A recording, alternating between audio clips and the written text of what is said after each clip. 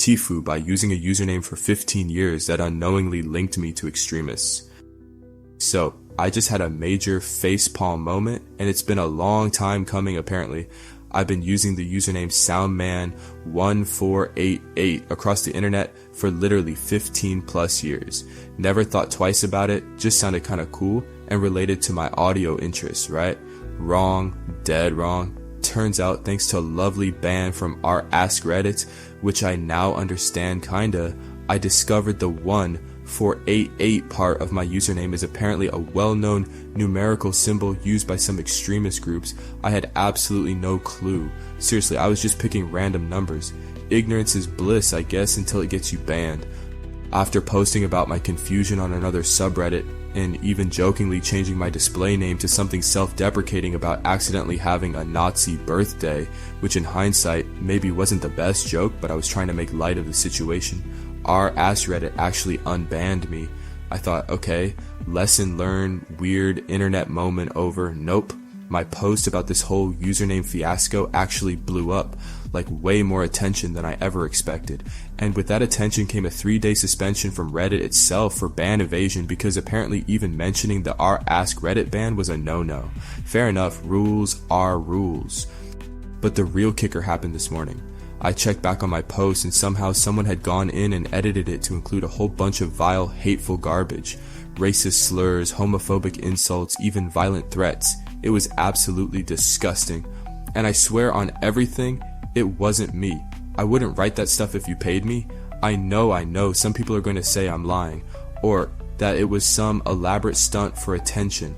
Honestly, I get it. If I saw this, I'd be skeptical too, but I swear to you, this was not me. My intention was just to share a genuinely ridiculous and embarrassing situation. Some internet troll, for reasons I can't fathom, decided to hijack my post and turn it into something awful. I take responsibility for what happens on my account, and I am so incredibly sorry for anyone who saw that horrible edited version. Those words do not represent me in any way. If you're curious and want some kind of proof, you can probably dig through my post history on another subreddit where I was initially asking about the username thing. You can also look at my comment history here and on my new account to see that I'm not the type of person who would spew that kind of hate. Honestly, this whole experience has been a nightmare. I just wanted to share a silly internet blunder, and it turned into this giant mess. I'm seriously considering just deleting everything and disappearing from Reddit entirely. This whole thing has just left a really bad taste in my mouth, and I'm just so incredibly sorry to anyone who was offended or hurt by those awful edits to my post. It wasn't me, and I wish I could personally apologize to everyone who had to see that garbage. Oh man, talk about an internet deep dive you never asked for. 15 years with a username and bam, Nazi connotations. It's like the internet's playing a prank and you're the punchline. Hit that subscribe button if you've ever had an online TIFU moment. TIFU by joking about a divorce announcement on April Fool's Day. Okay, I need to preface this whole story by laying the blame squarely at the feet of Reddit.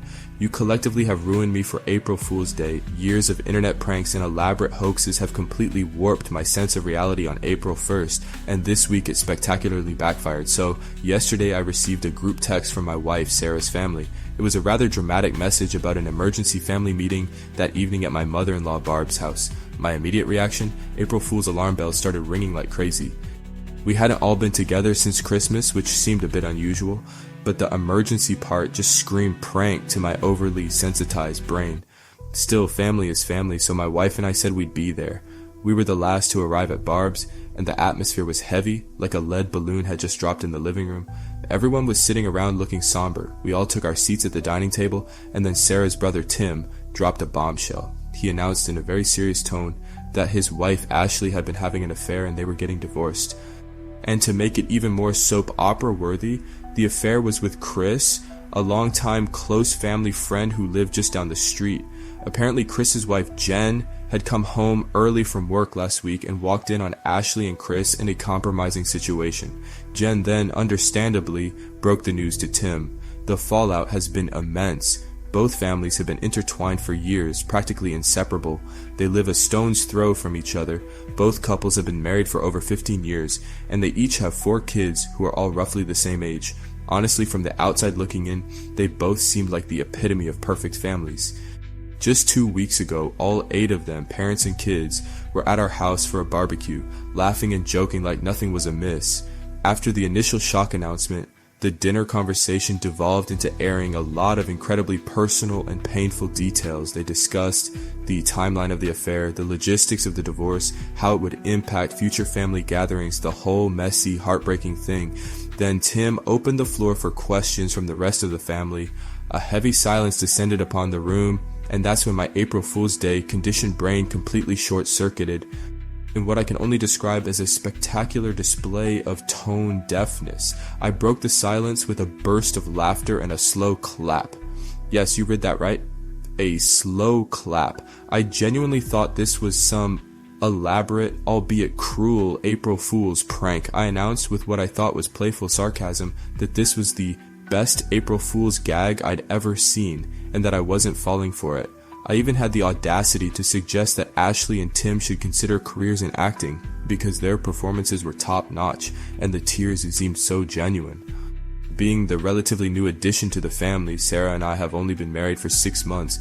This was, in retrospect, a monumental blunder.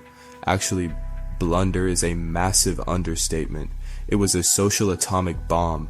The reaction was instantaneous and universally horrified. Every single person in the room stared at me like I'd sprouted a second head. My mother-in-law, who had been visibly upset and crying throughout the entire announcement, completely lost it. She burst into uncontrollable sobs and fled the room, not to be seen again before we awkwardly made our exit. Tim just shook his head in stunned silence. And Ashley, the cheating wife herself, actually let out a short, incredulous chuckle before launching into a tirade about what a dumbass I was for thinking this was a joke and how incredibly insensitive I was being. The rest of the family sat in stunned silence, shaking their heads in disbelief as my own wife proceeded to tear into me for trying to make a joke out of a serious situation. I'm still reeling from the sheer magnitude of my screw-up. In hindsight, silence would have been golden, platinum even. But in that moment, my brain, warped by years of internet trickery and April Fool's Day paranoia, genuinely convinced me I was witnessing an elaborate prank. I still feel a little bit like I'm living in some bizarre, unfunny April Fool's joke myself. I have a very, very long road ahead of me to repair the damage I inflicted at that dinner table. TIFU, by accidentally muting myself from Reddit for an entire year. Today I had the facepalm moment of the century, realizing I've been utterly clueless for the past 12 months. For a solid year, I genuinely believed my Reddit content had just become incredibly uninteresting, and that's why I was getting zero engagement. Let me explain. For the last year, I've been diligently commenting on other people's posts, crafting my own original posts, pouring my heart and soul, or at least my witty thoughts, into the Reddit void. And for a year, I haven't received a single upvote, not one reply, nothing. My karma count has been stubbornly stuck at 885 for what feels like forever. Naturally, I started to assume the worst. My jokes were bombing, my insights were dull, I was simply contributing nothing of value to the Reddit community. It was a slow, ego-bruising realization that maybe, just maybe, I wasn't as interesting as I thought I was, still a distinct possibility to be fair. Then, last month, a seed of doubt started to sprout. I decided to try viewing my own posts through guest accounts just to see if they were even visible. That's when the penny finally dropped and I realized my posts were completely invisible to anyone but myself.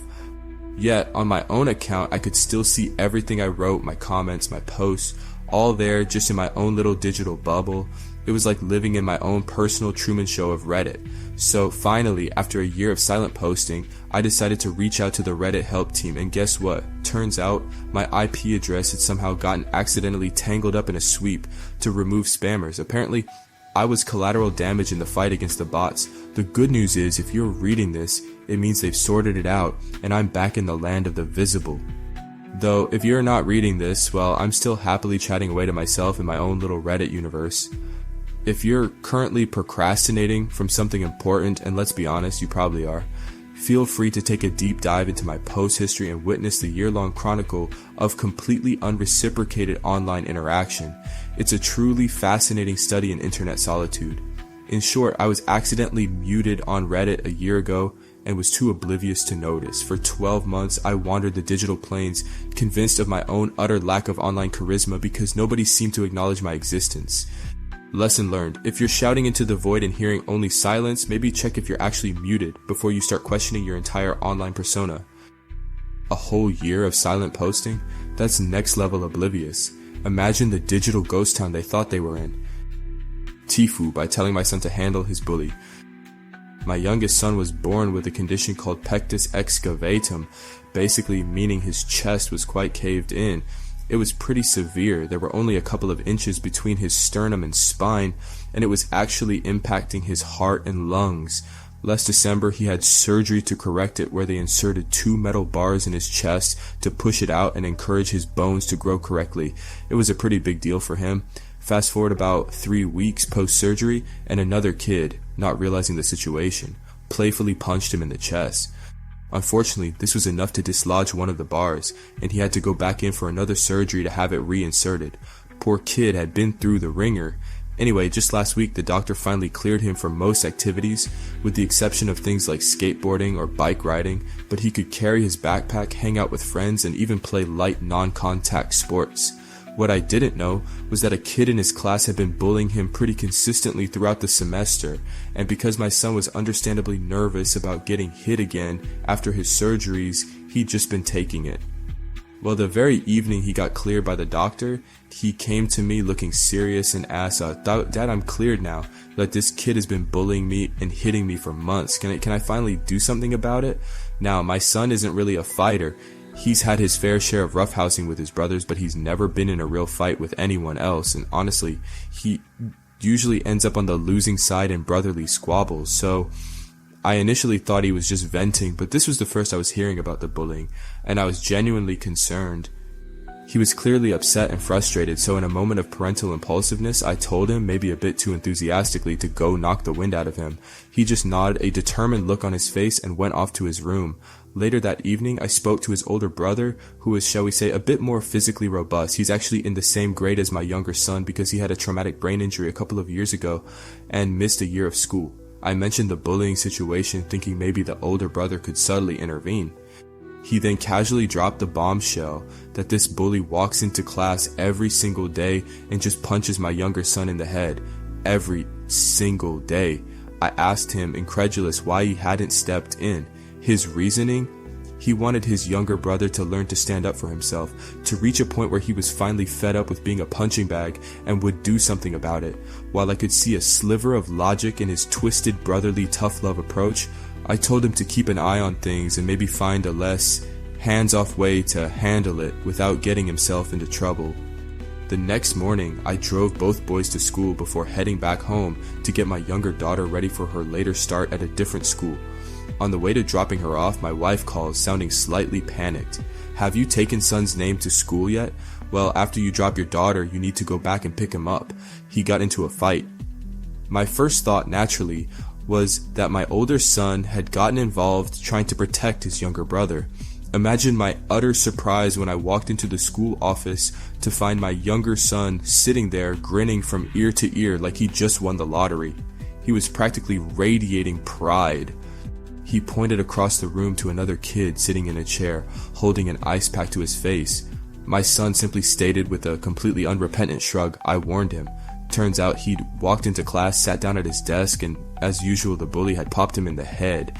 But this time, instead of flinching, my son had apparently unleashed a lightning-fast punch that decked the bully in one shot. He said the kid was on the floor crying and that it was, in his words, the best day of his life. He did get a 3-day suspension, but honestly, seeing that grin, it was almost worth it.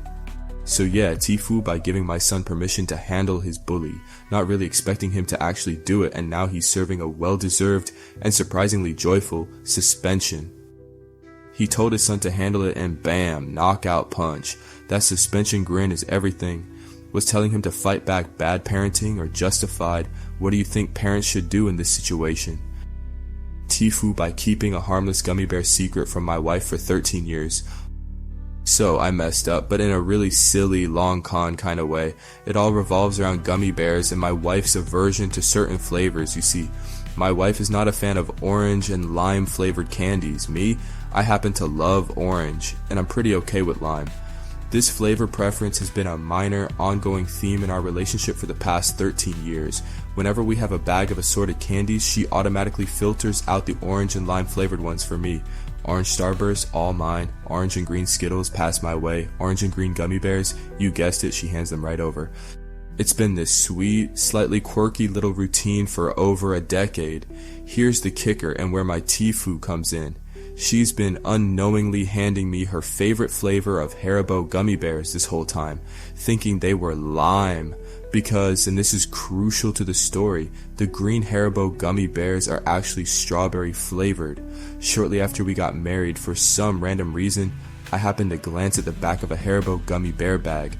There, in plain English, was the flavor breakdown, and that's when I discovered the green gummy bear deception. Strawberry, not lime. Now here's where my mistake, or maybe my genius, depending on how you look at it, began. I didn't say a word, not a peep. For 13 years, every time we had gummy bears, she diligently sorted out the orange and lime, strawberry ones, and gave them to me. And for 13 years, I've silently enjoyed my little delicious lie, munching on strawberry gummy bears disguised as lime rejects, until last night.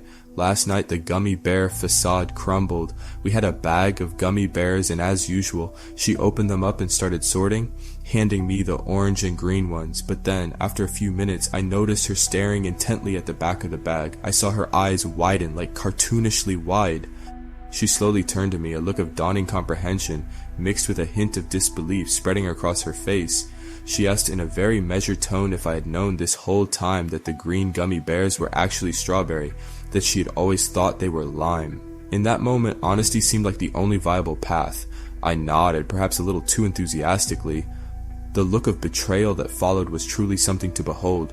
It was as if I had confessed to a major crime, not a minor gummy bear flavor conspiracy. She demanded to know how long I had known, and again I confessed the full extent of my deception. Since shortly after we were married, the gummy bear gravy train, as you might imagine, has now come to a screeching halt. She immediately stopped giving me the gummy bears she didn't like. In fact, she started eating the orange ones herself, out of what I can only assume was pure, unadulterated spite. I highly doubt I'll be receiving any more gummy bear discards in the future. Looks like it's time for me to start buying my own bags of Haribo. 13 years of free strawberry gummy bears, and it was a good run while it lasted. 13 years of gummy bear lies, all for strawberry? Respect. Wife's orange revenge is pure TIFU gold. Subscribe for more hilarious stories and have a great rest of your day.